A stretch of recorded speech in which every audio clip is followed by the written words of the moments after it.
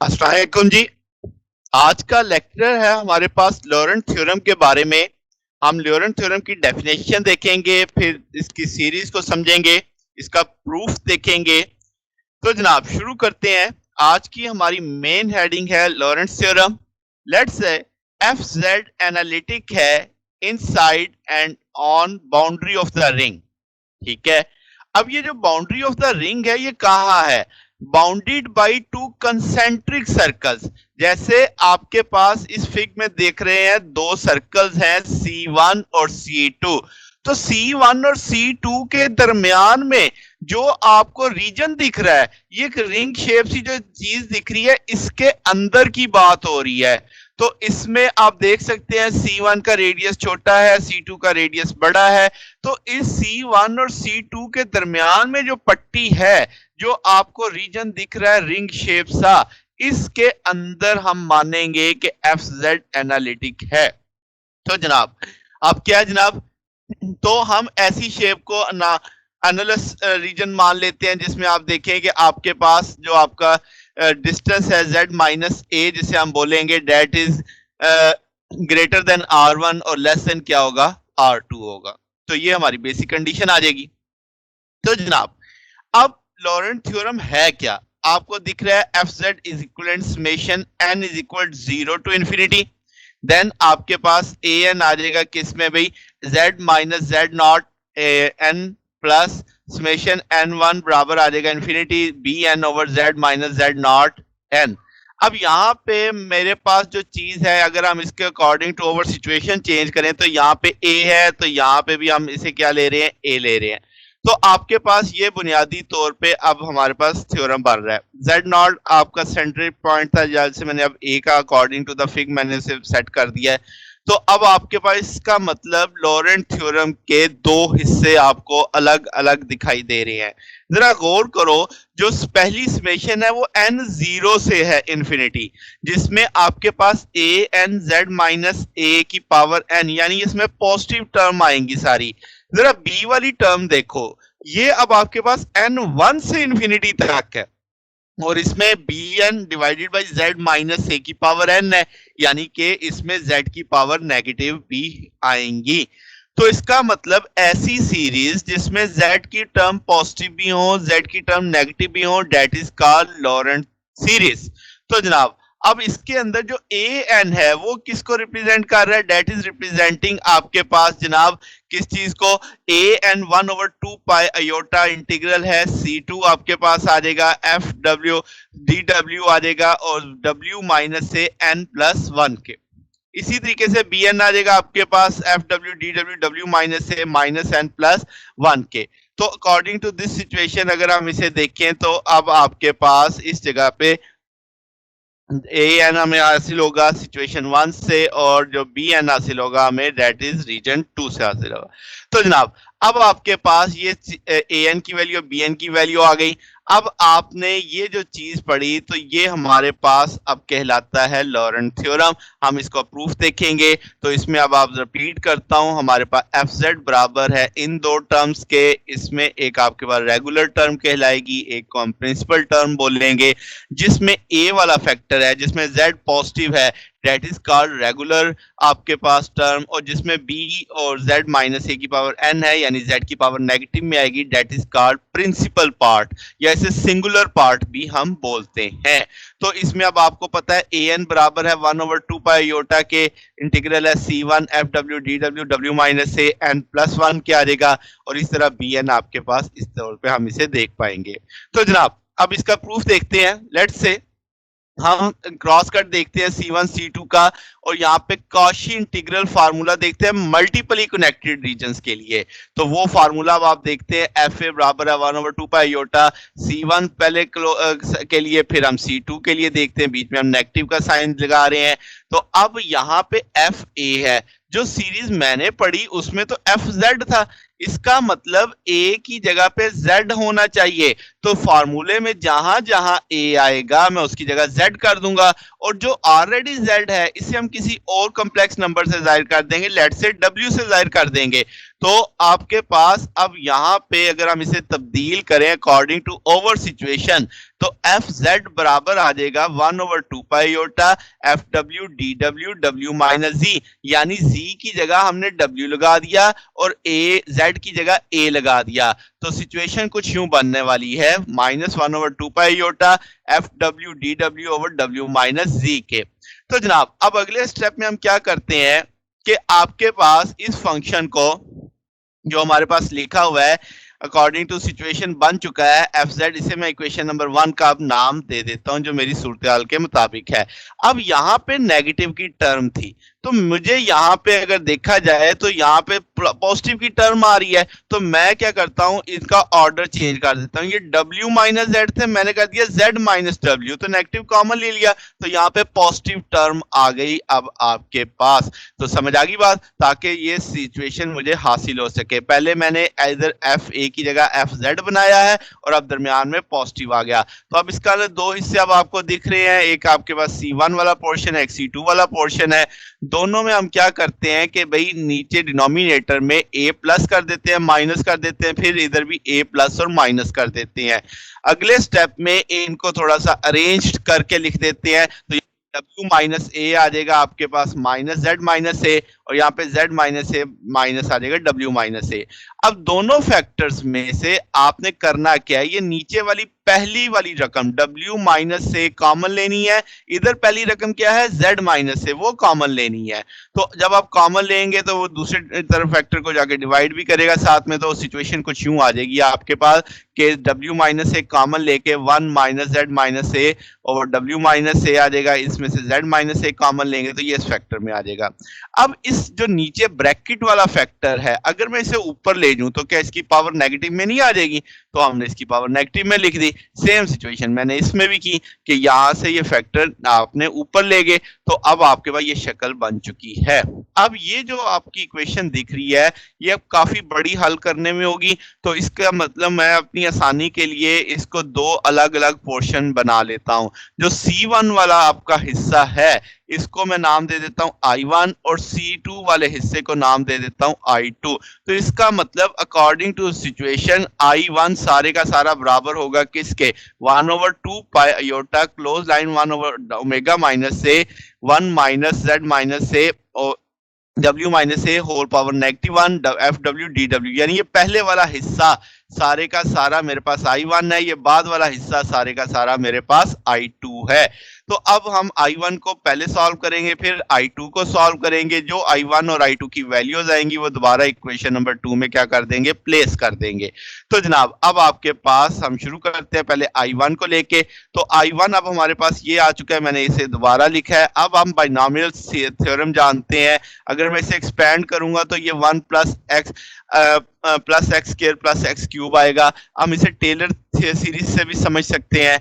अब यहाँ पे एक शर्त है, ये जो x है ना ये लेस देन 1 होना चाहिए, ये बस बहुत कीमती शर्त है। जितने न्यूमेरिकल आएंगे सब में ये सिचुएशन बनानी पड़ेगी, तो वहां पे ये सीरीज ऐसी लगेगी। तो आपने समझना है जो x वाला फैक्टर है ये लेस देन 1 होना चाहिए। अगर ये चीज आपके जहन में रहती है तो समझे सारे न्यूमेरिकल आप बड़ी आसानी से कर जाएंगे। तो जनाब अब आपके पास क्या आएगा, I1 बराबर आ जाएगा 1/2 पाई आयोटा 1/w माइनस से। तो यहां से ये फैक्टर जो था सारे का सारा इसकी मैं सीरीज एक्सपेंड कर देता हूं जो पावर की सूरत में है। तो पावर की सूरत में जब मैं एक सीरीज एक्सपेंड करूंगा तो आपके पास ये बराबर आ जाएगा 1/2 pi iota 1 over omega minus से। तो अब आपके पास ये सारे फैक्टर पॉजिटिव में आ गए, पहले की पावर 1 2 3, यानी वो सीरीज मैंने एक्सपेंड कर ली। अब यहाँ से एफ डब्ल्यू डी डब्ल्यू अंदर मल्टीप्लाई हो सकता है, इसी तरीके से अब आप इसको एडजस्ट कर सकते हो कि 1 ओवर ओमेगा ए अंदर ज़रब भी खा सकता है। तो पहले हम एक काम कर लेते हैं, 1 ओवर ओमेगा माइनस ए को अंदर ले जाते हैं। जब वो अंदर जाएगा तो यहाँ पे पहले 1 से ज़रब खाएगा, यहाँ पे ओमेगा माइनस ए पहले से है तो इसकी पावर 2 हो जाएगी, इसकी पावर 3 हो जाएगी क्योंकि इसका स्क्वायर है। तो मैंने पहले 1 ओवर ओमेगा माइनस ए को अंदर मल्टीप्लाई कर दिया। तो जब आप इसे अंदर मल्टीप्लाई कर देंगे तो अब आपके पास सिचुएशन क्या बनेगी, 1 ओवर ओमेगा माइनस से, यहाँ ऊपर मैंने लिख दिया z माइनस से, नीचे ये स्क्वायर हो जाएगा, इसको z माइनस ए स्क्वायर और ये 3 पावर में आ जाएगा, तो अप टू सो ऑन। अब जनाब एफ डब्ल्यू डी डब्ल्यू को अंदर मल्टीप्लाई किया जा सकता है और हर एक का इंटीग्रल अलग अलग बनाया जा सकता है। तो हम इसी पैटर्न पे अब इसको एफ डब्ल्यू डी डब्ल्यू को इनसाइड मल्टीप्लाई करने वाले हैं। तो जनाब अब आपके पास जो सिचुएशन आ गई है अगर हम वो देखें तो आप कह सकते हैं कि जनाब अब जनाब इसको इनसाइड मल्टीप्लाई कर देते हैं। तो अब आपके पास F W D W multiply कर गया, इधर भी एफ डब्ल्यू डी डब्ल्यू अंदर आ गया, तो चारों फैक्टर सो फार जो सामने लिखे हुए इनके साथ एफ डब्ल्यू डी डब्ल्यू ने मल्टीप्लाई कर लिया। तो जनाब अब अगर हम 1/2 पाई योटा को भी ब्रैकेट के अंदर ले जाए तो साथ में काम और करते हैं। ये जो इंटीग्रल है डी डब्ल्यू, तो इसका मतलब हम सिर्फ उस फंक्शन को देखेंगे जिसमें डब्ल्यू इन्वॉल्व हो रहा है। तो यहाँ पे z माइनस ए है, ये तो कांस्टेंट हो गया, z माइनस ए स्क्वायर भी कांस्टेंट हो गया, z माइनस ए की पावर 3 भी कांस्टेंट हो गया। तो कैसे इंटीग्रल से बाहर निकाला जा सकता है? तो ये चीज इंटीग्रल से किधर आ जाएगी? बाहर आ जाएगी। तो अब आप इस चीज को इधर से इस तरीके से मैनेज कर सकते हैं। तो जनाब अब आपके पास सिचुएशन कुछ यूं बन जाएगी कि अब आपने इसको 2 पाई के साथ मल्टीप्लाई करके रख दिया सबके साथ, तो अब आप इसे हर चीज को अलग अलग समझ सकते हैं। तो जनाब 1/2 पाई योटा अंदर जाके सारे फैक्टर से मल्टीप्लाई हो चुका है। आपने जो कांस्टेंट फैक्टर था वो भी बाहर निकाल लिया है, z माइनस ए बाहर आ गया, z माइनस ए स्क्वायर बाहर आ गया, यहाँ से z माइनस ए की पावर 3 बाहर आ गया। अब जरा देखो हर फैक्टर में जरा देखो क्या आपके पास यहाँ पे z माइनस ए है? नहीं है। यहाँ पे z माइनस ए की पावर 1, z माइनस ए की पावर 2, z माइनस ए की पावर 3। तो इसका मतलब ये हुआ कि अगर मैं z माइनस ए लेता हूं तो इसे मैं समेशन पैटर्न पे लिखता हूं तो मैं 0 से शुरू करूंगा। क्यों 0 से शुरू करूंगा? क्योंकि पहले फैक्टर में तो है ही नहीं z माइनस ए, तो इसका ना शुरू में तो जब मैं n 0 रखूंगा तो तभी आपके पास ये फैक्टर यहाँ से गायब होगा पहले के लिए, तो n की वैल्यू 0 से शुरू होगी। अच्छा आगे देखो 1/2 पाई सबके साथ है, कोई मसला नहीं, एफ डब्ल्यू डी डब्ल्यू सबके साथ है, कोई मसला नहीं। अब जो w माइनस ए है यहाँ पे 1 है, यहाँ पे 2 है, यहाँ पे 3 है, यहाँ पे 4 है, तो अगर मैं n रखता तो n प्लस 1 हो जाता। तो अब आपने ये चीज बना ली, तो ये चीज अब आपकी इस शक्ल में आ चुकी है। तो अब आपको पता है कि हमने n की वैल्यू 0 से शुरू की है और इस फैक्टर में वो n प्लस 1 कंसीडर होगी। अब जनाबे वाला इस फैक्टर में जो ये इंटीग्रल वाला पार्ट है 1/2 पाई Yotta integral F W D W W minus N plus 1, इसको मैं ए एन का नाम दे देता हूं। तो जब मैं इसे ए एन का नाम देता हूं तो अब ए एन इसका सारे का सारा इसके बराबर है, जिसे मैंने समझाया आपको इस चीज को। तो ये अब i1 का आंसर आ चुका है। ठीक है, अब i2 की वैल्यू को जरा सोचते हैं। हमने i2 वैल्यू बना लिया था 1/2 पाई योटा है 1/z माइनस ए। अब 1 minus w minus a divided by z minus a की पावर -1 है, एफ डब्ल्यू डी डब्ल्यू है। हम इसमें भी बाइनोमियल सीरीज लगाएंगे। बाइनोमियल सीरीज लगाने से ये वाला फैक्टर जो ब्रैकेट के अंदर है इसे एक्सपेंड कर लेंगे, तो सिचुएशन कुछ आपके पास यूं आ जाएगी। अब वो आप जो w माइनस ए ओवर z माइनस ए पहले पॉजिटिव में आ जाएगा 1, फिर स्क्वायर हो जाएगा, फिर क्यूब हो जाएगा, अप टू सो ऑन चलता जाएगा। अब अगले हिस्से में एफ डब्ल्यू, अब आपने क्या करना है 1/z ए को ब्रैकेट के अंदर मल्टीप्लाई करना है। तो वो पहले मल्टीप्लाई करेगा 1 से, फिर मल्टीप्लाई करेगा नीचे z माइनस ए स्क्वायर हो जाएगा, फिर z माइनस ए की पावर 3 हो जाएगा, z माइनस ए की पावर 4 हो जाएगा। तो up to so on inside multiply कर दिया आपने इस वाले स्टेप में। तो अब एफ डब्ल्यू डी डब्ल्यू भी इनसाइड जाएगा, वो बारी बारी चारों फैक्टर से मल्टीप्लाई करेगा, इंटीग्रल भी सबके साथ इन्वॉल्व हो जाएगा। तो अब आप उसे इस तरीके से लिख सकते हैं 1/2 पाई योटा आ जाएगा, close integral S C W आ जाएगा 1/z minus A F W D W. इसी तरीके से आप लिखेंगे w माइनस ए z माइनस ए स्क्वायर आ जाएगा और एफ डब्ल्यू डी डब्ल्यू आ जाएगा। इसी तरीके से सो ऑन सो लिखा जा सकता है। अब देखिए ये डी डब्ल्यू है, इसका ना से w वाला फैक्टर ही इंटीग्रल में काम आएगा। तो 1/z माइनस ए तो कांस्टेंट हो गया, 1/z माइनस ए स्क्वायर भी कांस्टेंट हो गया, 1/z माइनस ए की पावर 3 भी कांस्टेंट हो गया। तो इनको इंटीग्रल से बाहर लेना है और 1/2 पाई योटा को इनसाइड लेके जाना है, सारे इंटीग्रल से मल्टीप्लाई करना है। तो अगले स्टेप में मैं दो काम करने वाला हूं कि कांस्टेंट इंटीग्रल से बाहर लिखने वाला हूं और 1/2 पाई आयोटा को हर इंटीग्रल के साथ मल्टीप्लाई करने वाला हूं। तो देखें, पहले फैक्टर से मैंने 1/z बाहर ले लिया, अगले फैक्टर से मैंने 1/z² बाहर ले लिया, उससे अगले फैक्टर से मैंने 1/z³ बाहर ले लिया, उससे अगले फैक्टर से मैंने 1/z⁴ बाहर ले लिया और 1/2 पाई आयोटा सबके साथ क्या कर गया, मल्टीप्लाई कर गया। अब जनाब जरा आप इसकी अगर आपने समेशन पैटर्न पे लिखना है तो 1/2, ये देखो ये 1 से शुरू हो रहा है। इसका मतलब यहाँ पे अगर मैं इसको समेशन फॉर्म में लिखता हूं तो इसका मतलब n की वैल्यू 1 से शुरू होनी चाहिए, क्योंकि पहले फैक्टर में इसकी पावर 1 है। तो आप देखो मैंने समेशन बनाई n = 1 to infinity और 1 over आपके पास क्या आ गया, z - a की पावर n। अब देखो 1/2 पाई सबके साथ है, कोई मसला नहीं, FW DW सब में है, कोई मसला नहीं। अब अगली चीज क्या है, W - a। इस फैक्टर में तो W - a नहीं है, इस फैक्टर में है, इस फैक्टर में आगे स्क्वायर हो गया, इस फैक्टर में 3 हो गया। इसका मतलब आपके पास W - a को 0 होना चाहिए। तो मैं जब उसको इंटीग्रल इसकी समेशन फॉर्म में लिखूंगा तो देखो मैंने क्या लिखा, n-1। अगर आप n को 1 से शुरू करते हैं तो 1 - 1 0 हो जाता। इसका मतलब ये हुआ कि अब आप इस तरह इस सीरीज को लिख सकते हैं। आपने जब शुरू में देखा होगा b की वैल्यू, तो वहां पे ये अब आपके पास एक तो डिवाइडिंग फैक्टर में लिखा हुआ है, तो अब आप इसे नीचे ले जाएंगे अगर तो इसके साइन चेंज हो जाएंगे, तो आपके पास ये -n+1 बन जाएगा। आप इसे 1 - n भी लिख सकते हैं। खैर, तो मैंने इसे वैसे लिखा रहने दिया समझाने के लिए कि जब आप इसे बटे के नीचे एक डिनोमिनेटर में लेके जाओगे तो n नेगेटिव हो जाएगा, 1 पॉजिटिव हो जाएगा, ताकि समझ आ सके। तो अब आपके पास ये जो इंटीग्रल वाला पार्ट है सारा 1/2 pi iota closed integral FW DW W - a - n+1, ये सारे का सारा bn है।